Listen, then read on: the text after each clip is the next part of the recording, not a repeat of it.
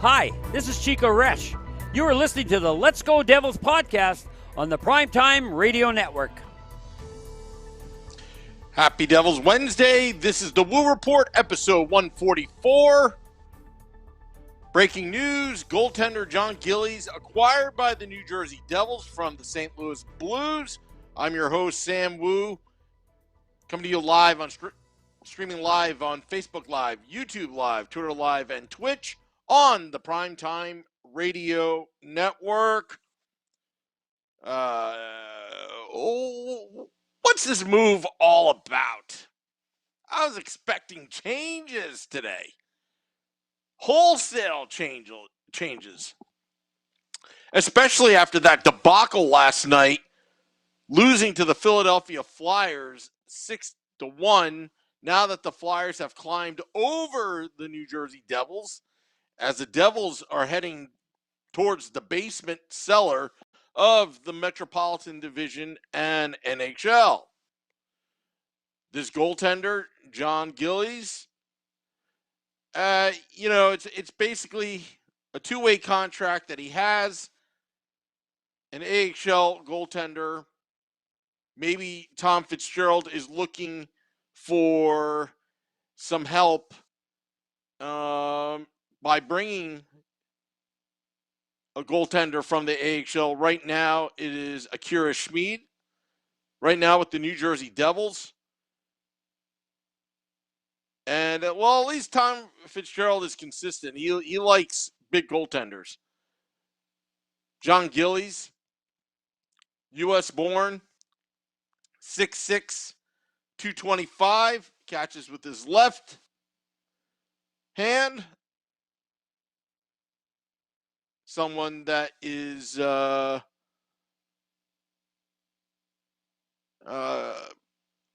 goaltender with the Providence Friars his freshman year. Let's see what else. 2012-13 All Hockey East first team. Basically, all right, the Devils get an AHL goaltender, to be quite frank. That's fine. Different strategy I would have used. Because obviously Jonathan Bernier is hurt. Depth at the goaltender position is somewhat starting to get thin. I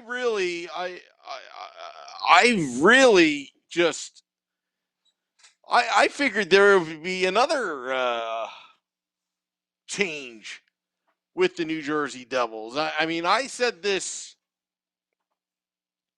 the other day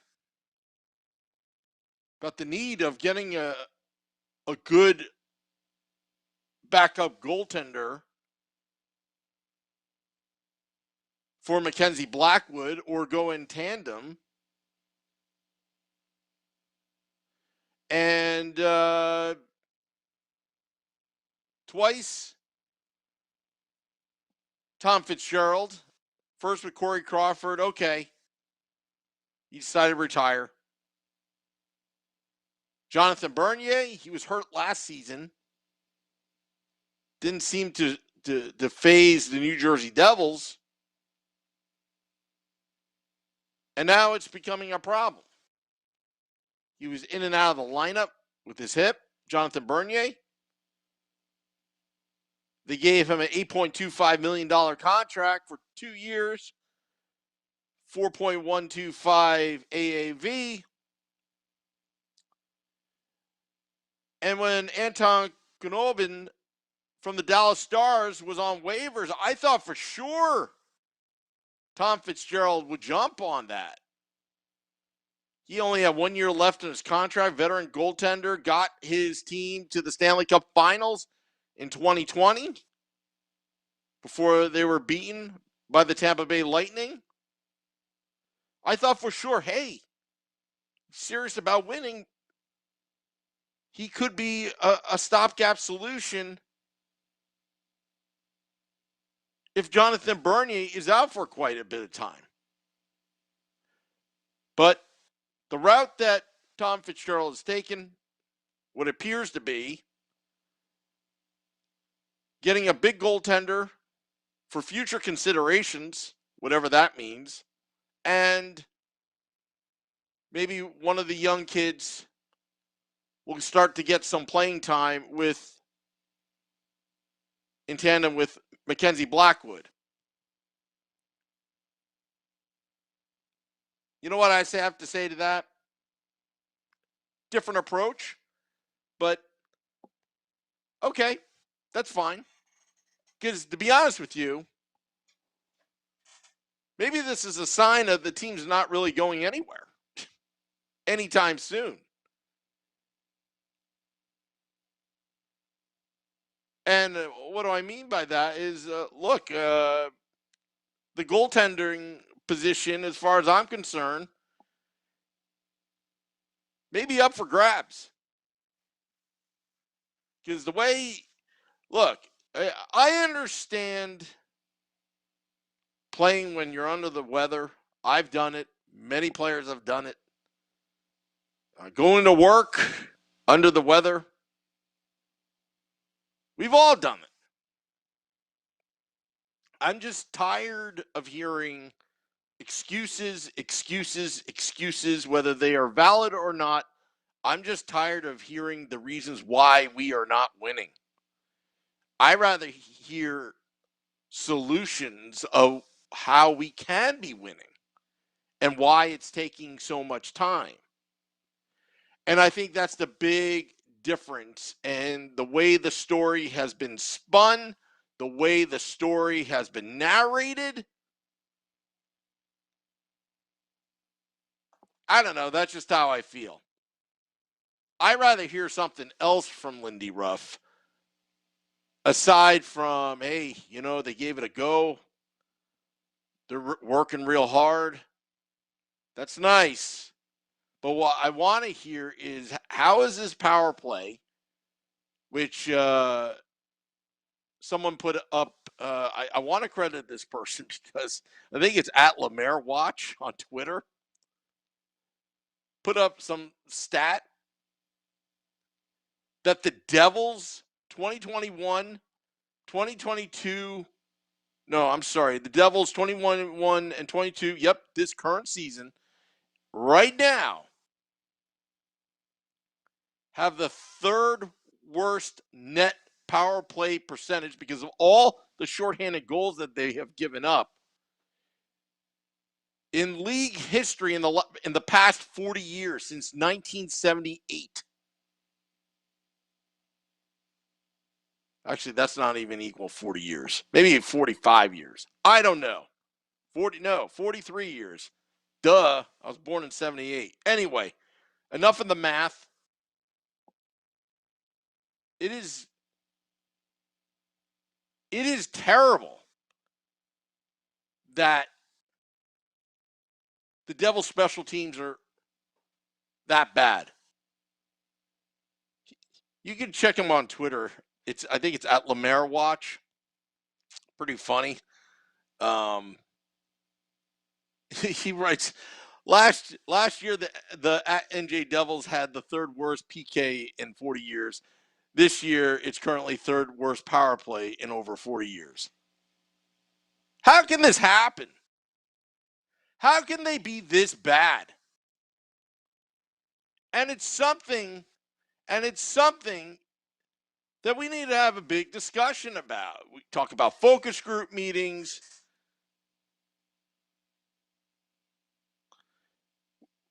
We need solutions.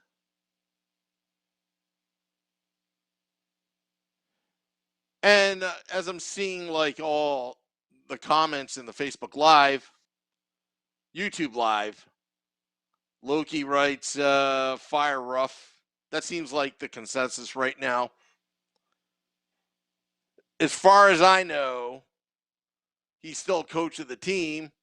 When you check your Twitter account, practices. But you know how the Devils are.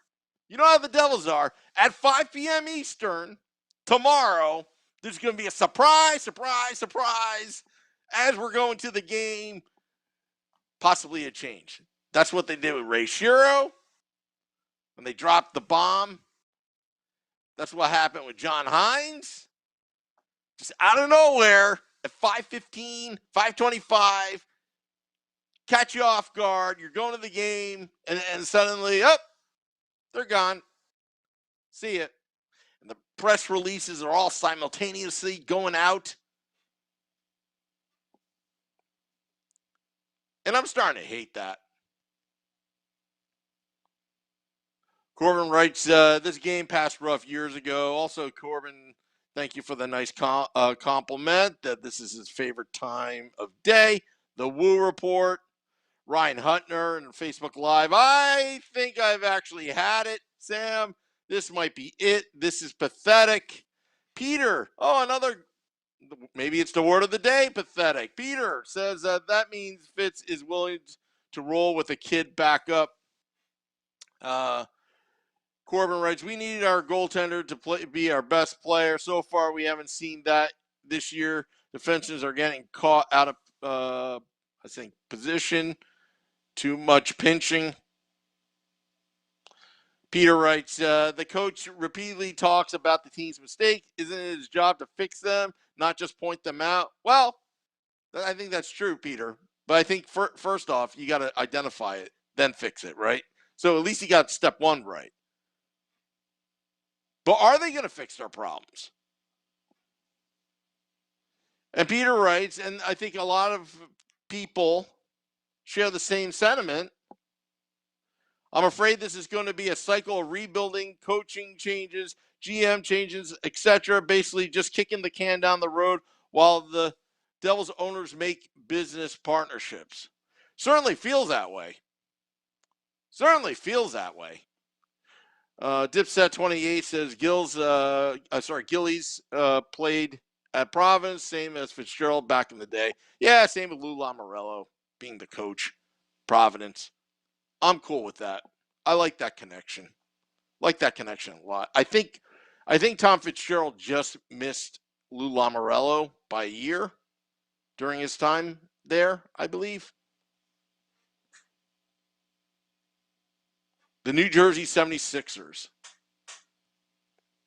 Yeah, I'll tell you. I'm not even a Sixers fan, but I've been, I read up on them. Trying to gain some insight in the mindset of the Harris Blitzer Sports Entertainment regime. When one of their players basically tells them, I don't want to even play here, Philadelphia. Not going to name names.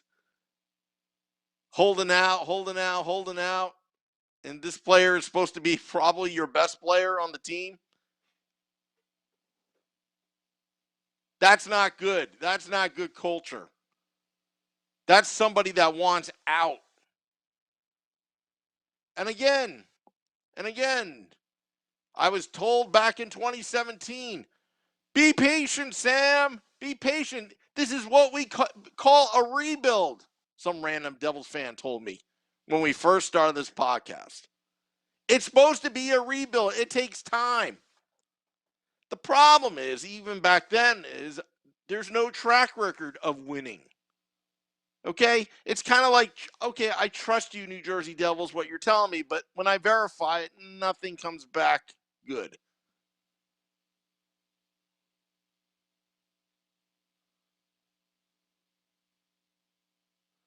And, Mike K said, why not Knobin? That's what I say.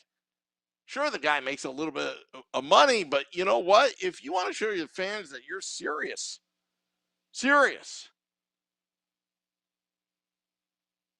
why didn't you claim him off of waivers?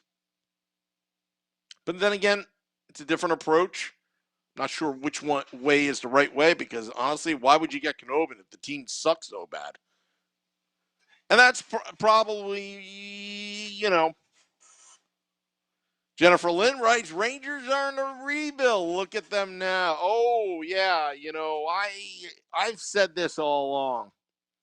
The entertainment dollar in the New York City metro area, it's a supply and demand. It's economics. It's basic economics from a micro and a macro level. There are other places to spend your hard-earned dollars. Devils fans may be loyal and devoted, but at some point, something has to give. Again, I don't believe in cancel culture. I don't believe in, whatever. But I do believe supply and demand economics. If the demand's not there and you're not supplying the wins, it's bad economics for the New Jersey Devils, especially when a league is really based on gate receipts. And, it almost, when David Blitzer was talking to Erica Wachter and Bryce Salvador, I mean, much has been said about be patient, hence the t-shirt behind me. But what really irked me about that was, hey, we signed Jack Hughes for long term. We signed Nico Hischier. The future is bright. But it almost sounds like, hey, we just got a new Ferrari for the next 8 years. Everything's going to be just fine.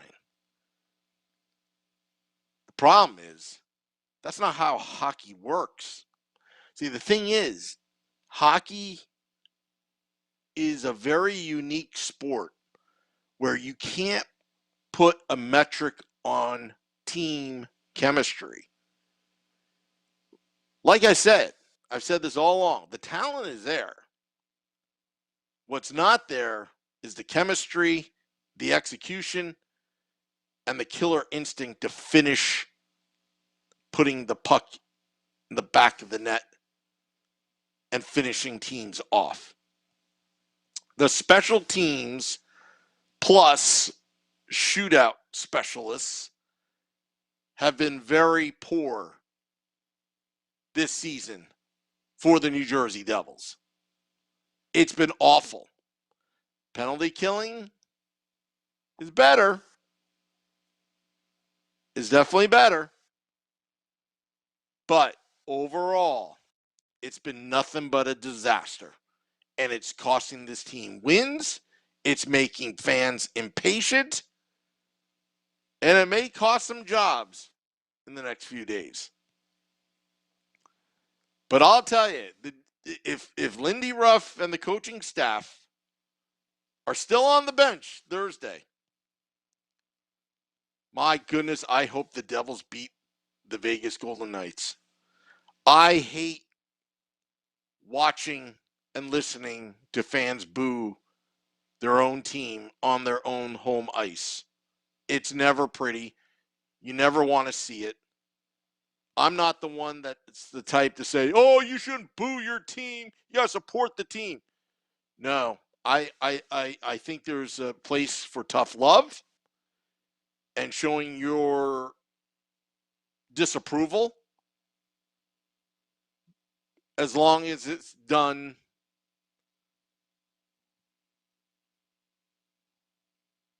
in a way where you really mean it. And I think right now, Jon Gillies, would like to see him play. Maybe he's going to, spend some time here. Maybe he's going to be with the AHL team. The AHL team, I'll tell you what, Kevin Dineen, he's done a fantastic job there. Peter writes, I would like to see Torts. Don't think it would happen. We talked about it last night on the therapy session, also known as Devils After Dark. We need a proven winner. Not saying Lindy Ruff isn't, but sometimes even good people and people, you think that are right for the job, sometimes things don't work out. That doesn't make Mark Recchi or Lindy Ruff or Elaine Nazardine bad people, not good coaches. Sometimes it just doesn't work out. And that's okay. But how do you respond to this? What will Tom Fitzgerald do? What will he do?